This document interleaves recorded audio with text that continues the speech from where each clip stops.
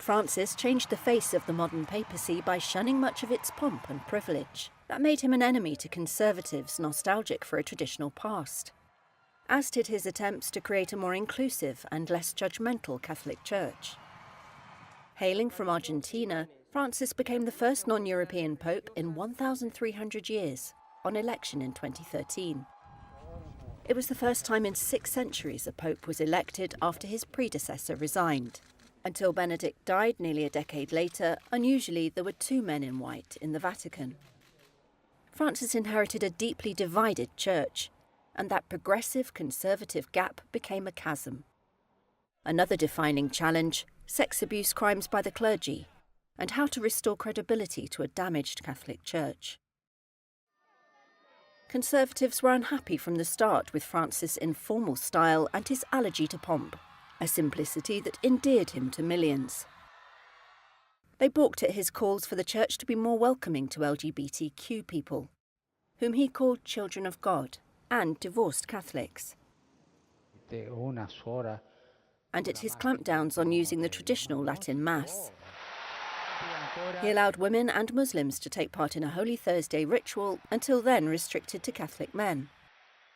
Capital punishment was deemed inadmissible, and he attacked the arms industry and called for the abolition of nuclear weapons.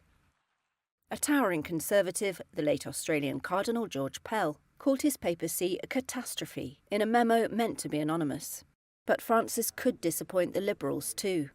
He refused to allow some married men to be ordained in remote areas, such as the Amazon. More women took senior Vatican roles, but not as many as progressives wanted. Most of the sexual abuse crimes that shook the Church took place before Francis's election, but he had to fix the damage. 2018 was a bad year. Francis had to apologise for grave mistakes after he defended a Chilean bishop accused of sex crimes against minors. He later sent an investigator. And US Cardinal Theodore McGarrick became the first cardinal defrocked for sex abuse. In 2019, Francis summoned church leaders to a summit and issued a landmark decree, making bishops accountable for sexual abuse or for covering it up, and abolishing pontifical secrecy for abuse cases. For victims groups, though, it was all too little, too late. Jorge Mario Bergoglio was the grandson of Italians who emigrated to Argentina during the Depression. He was born in Buenos Aires in 1936. He was the head of the Jesuit order during the dictatorship in the 70s and 80s, during which thousands of suspected leftists were kidnapped and killed. The Vatican has denied accusations by critics in Argentina that he stayed silent and failed to protect 2 priests who didn't.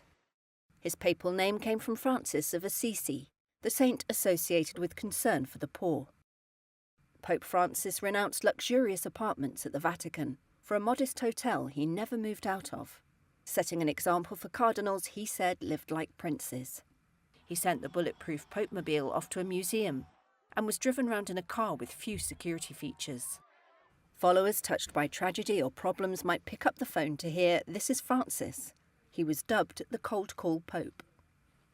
Pope Francis enjoyed international prestige.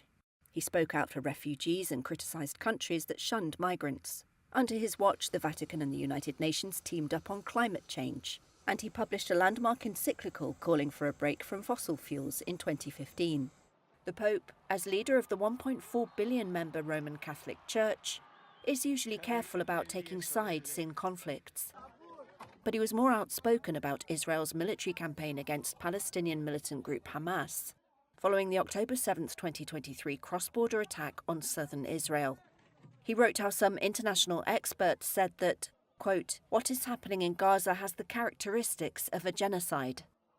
From day one of Russia's invasion of Ukraine in February 2022, Francis regularly made appeals for peace at his public appearances.